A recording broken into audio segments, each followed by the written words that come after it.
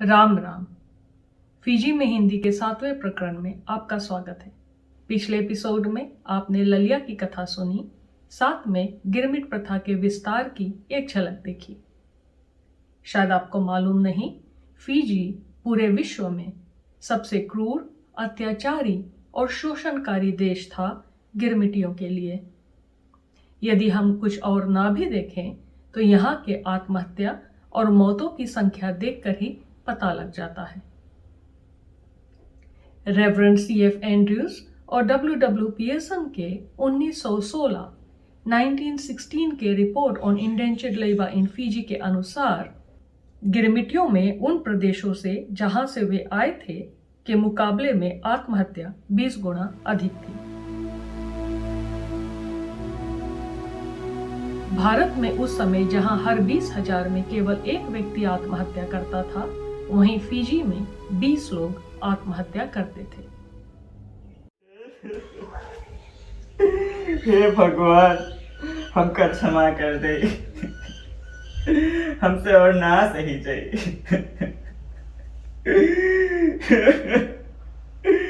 हम अपन मुख अब कबो ना देख पाए।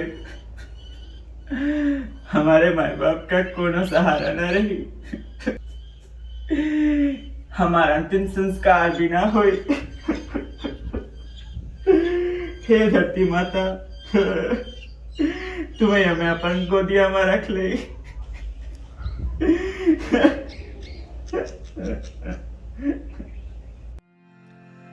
छूट गया माँ बाप का दामन, छूट गया बचपन का आंगन, सहाय अपना अब कौन यहाँ है, आस का दामन छूट चला है, आस का दामन छूट चला है, आस का दामन छूट चला है।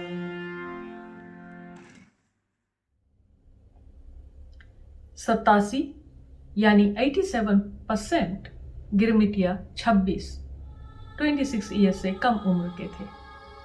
फिजी के लिए चलने से पहले इनकी डॉक्टरी परीक्षा होती थी और इमिग्रेशन पास में बाकायदा लिखा होता था, certified that we have examined and passed the above-named man as fit to emigrate, that he is free from all bodily and mental disease, and that he has been vaccinated since engaging to emigrate.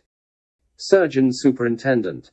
प्रमाणित किया जाता है कि हमने ऊपर लिखित पुरुष का परीक्षण किया है और वह विदेश गमन के लिए ठीक है। वह हर शारीरिक और मानसिक बीमारी से मुक्त है और उसका टीकाकरण किया जा चुका है। अब देखिए ये डेथ रजिस्टर्स के कुछ पन्ने और मृत्यु के समय उनकी उम्र पर ध्यान दीजिए।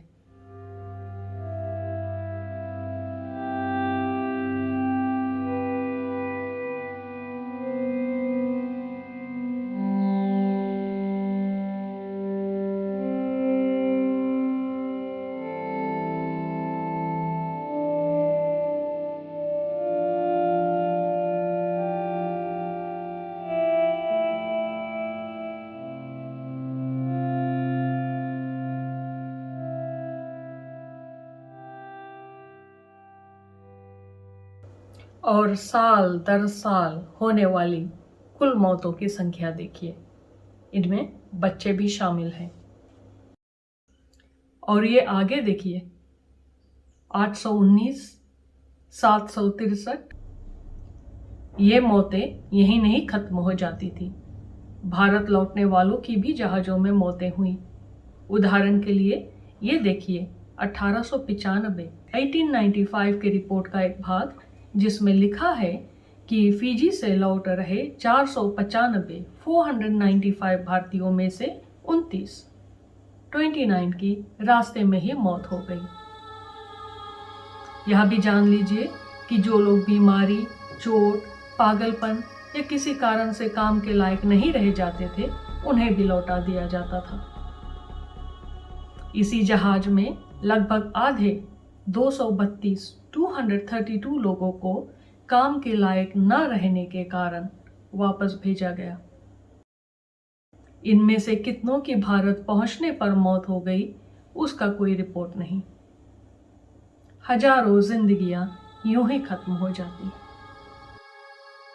और फिजी लाए जाने के समय भी लगभग 450 लोग या तो बीमारी से मर गए या जहाज पर से कूदकर अपने प्राणों का अंत कर दिया।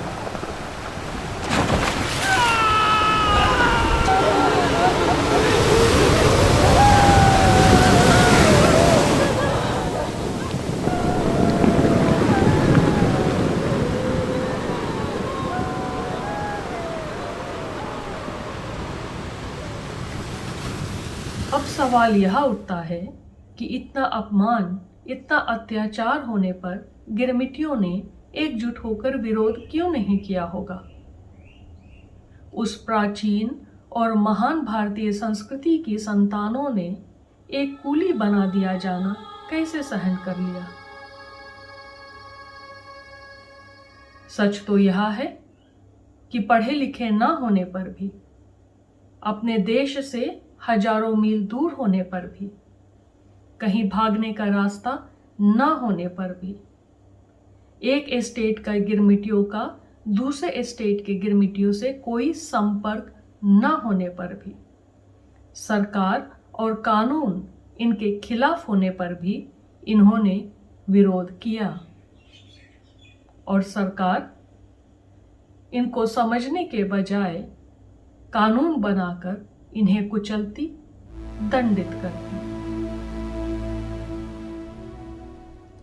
जुलाई 1881 में मुनी दिम्बी दिम्बी के सीएल साल प्लांटेशन के मैनेजर को पीटा गया, कम भोजन और ताश बहुत बढ़ा देने के कारण।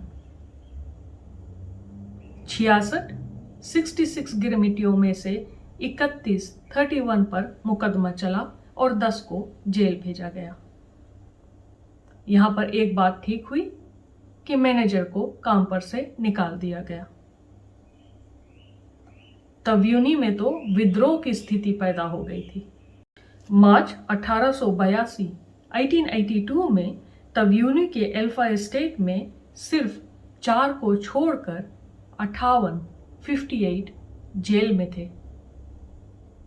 फरवरी 1886 में सीएसआर कंपनी के नाबूसो एस्टेट में 300 गिरमिटियों ने हड़ताल कर दिया और अपने औजार रख दिए। यह जानते हुए भी कि कंपनी दोषी थी, मजिस्ट्रेट ने सभी लीडरों को जेल भेज दिया। उसी साल मई में रेवा शुगर कंपनी की कोरोनिविया प्लांटेशन से 130 गिरमिटिया काम रोक कर चल पड़े सुबह की ओर शिकायत लिखवाने। मजिस्ट्रेट ने सभी लीडरों पर जुर्माना लगाया, भले ही ताश को पहले जितना कर देने को कहा। इसका क्या मतलब? और इस घटना के बाद governor sir John Bates Thurston ने कानून निकाला, जिसमें दंड को और भी कड़ा कर दिया गया। किसी भी प्लांटेशन से 5 से अधिक गिरमिटिया एक साथ शिकायत लिखवाने के लिए नहीं निकल सकते थे। बिना कोलंबर के लिखित पत्र के यानी टिकट ऑफ एब्सेंस के कोई भी प्लांटेशन से बाहर नहीं जा सकता था, नहीं तो पुलिस उन्हें काम से भागने के जुर्म में पकड़ लेती। और अब अप्रैल 1887 में 130 गिरमिटिया नौसोरी से सूबा चल पड़े, एजेंट जनरल से मिलकर शिकायत लिखवाने। तो थर्स्टन के कानून के अंतर्गत सभी पर मुकदमा चलाया गया। एजेंट जनरल एनसन अपना काम ईमानदारी से करता था, इसलिए टिक नहीं पाया। थर्स्टन ने उसे उसके पद से ही हटा दिया, यहां तक कि उस पद को भी खत्म कर दिया। इससे निरीक्षण यानी इंस्पेक्शन बहुत कम होने लगे और दूर दराज के इलाकों में जैसे कि बा लंबासा में कोलंबरों के अत्याचार बढ़ने लगे। गिरमिटियों के शरीर पर चोट के निशान होने पर भी कोलंबरों को सजा दिलवाना बहुत मुश्किल था। वहीं पर गिरमिटियों के छोटे से छोटे अपराध के लिए भी उन्हें सजा दिलवाना बहुत आसान था। एक समय तो लंबासा में 96% गिरमिटियों के खिलाफ शिकायत लिखाई गई। फरवरी 1888 में कोरोनिविया में एक और हड़ताल हुआ और 1907 में लंबासा में, जो उन 60 पठानों की कहानी थी जिसे आपने एपिसोड 3 में सुनी। जिस सरकार को गिरमिटियों की रक्षक होनी चाहिए थी, वही इनको कुचलने में लगी हुई थी। ऐसी स्थिति में गिरमिटिया या तो चुपचाप अत्याचार सहते या अपने जीवन का अंत कर मुक्ति पा लेते, या फिर उसी गन्ने की छुरी को कोलंबर या सरदार के गले पर चला देते और एक अन्यायी और अत्याचारी को खत्म कर देने की संतुष्टि और गर्व के साथ चढ़ जाते फांसी पर। कुछ समय तक तो लंबासा की स्थिति सबसे गंभीर थी। अकेले 1902 में 1902 में 24 गिरमिटियों पर हत्या के अभियोग चलाए गए। कैसे मैं गाऊं पूर्वजों की कहानियाँ हो, कैसे मैं गाऊं पूर्वजों की कहानियाँ हो। अखियाँ में आंसू भरी आवे रे विदेसिया, अखियाँ में आंसू भरी आवे रे विदेसिया। इतना अत्याचार सहते हुए, भूखों काम करते हुए, खेतों में पिटते हुए, अपने संगी साथियों को मरते, आत्महत्या करते देख सुन इनकी आत्मा कितनी रोती होगी। 5 साल ऐसे ही हालातों से गुजरने के बाद जब अपना गिरमिट काल समाप्त कर ये कूली लाइन से चले, तो सरकार की ओर से कोई सहयोग नहीं था। उस गहरे सदमे से उबरने के लिए किसी प्रकार की सहायता नहीं थी।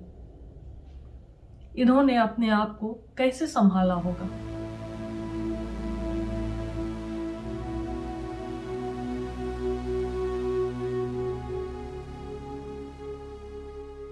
निराश में आस प्रभु मेरा, निराश में आस प्रभु मेरा। इनकी धर्म में आस्था बहुत प्रबल थी, बहुत स्ट्रॉन्ग थी, और उसके सहारे नरक को काट पाने के बारे में आपने एपिसोड 4 में सुना।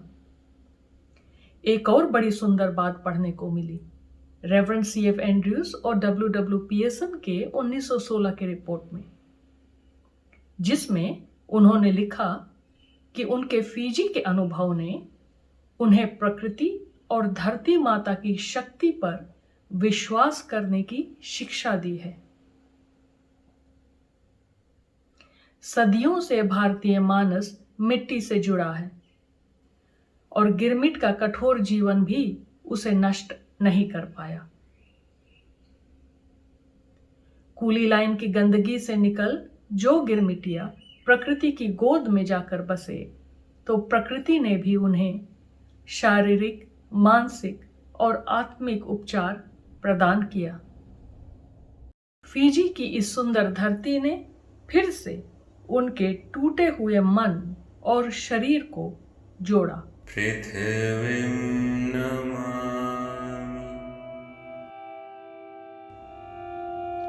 जल ने उनकी दुखी आत्मा और मन को शीतलता दी।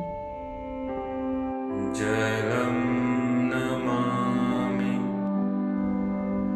अग्नि ने उनके बुझे मन में फिर से शक्ति प्रवाहित किया। अग्निं नमामि। वायु ने उनमें प्राणों का संचार किया। वायुं नमामि और आकाश ने उन्हें फिर से उठने और अपना जीवन संवारने के लिए प्रेरणा दी। आकाशं नमामि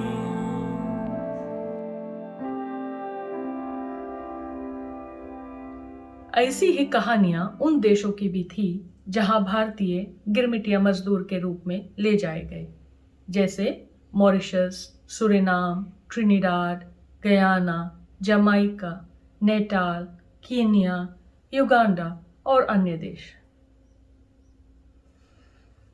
हजारों ऐसे थे जो गिरमिट के अत्याचार को सह नहीं पाए। आपसे एक विनती है, यदि हो सके तो अपने अपने तरीके से, अपने अपने ढंग से उन तमाम आत्माओं के लिए प्रार्थना करिएगा कि उन्हें शांति मिले जो बेमौत खत्म हो गए या खत्म कर दिए गए। हमारी अगली मुलाकात तक अपना ख्याल जरूर रखिएगा।